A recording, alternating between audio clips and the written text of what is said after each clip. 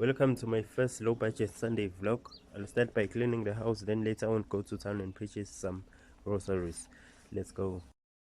Hey, umuntu uhlala ngathi akanazo iy'nkinga kanti kuyabheda. Kodwa ngibuye ngiduduze ngokuthi mina iy'nkinga zami zingcono ngoba wena unyiswa umtsholo, mina angikho lapho. Asikho futhi lapho. Asiyeke singafiki lapho kahle kahle. Nakho ngigeza ibhodwe lami la ngoba nezitsha bese ngiqedile ngazo. Nginenkinga eyodwa-ke masifika emabhodweni ave ngilishisa. Bese kuba nzima nokuthi ngilihwaye lapha. Hayi bese ngiqedile-ke lana ukugeza lawo mabhodwe nezitsha. Sengisula amatafula ami.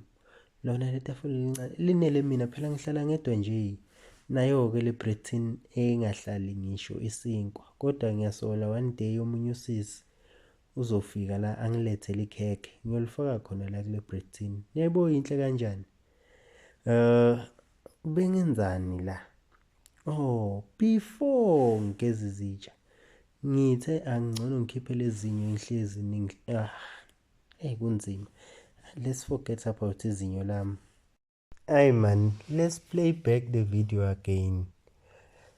Lapha etafuleni before ngigeza izitsha bekunamaphepha, kune-red cabbage. Ngabutha kunye ngakufaka ekhabetheni. Kunamasi. Lawa masi angaze nesikhathi esingakanani akhona. Kunamaphilisi nawo ngiwasika. Angithi ngiwafaka ejazini lomkhwenyana angazali adleke.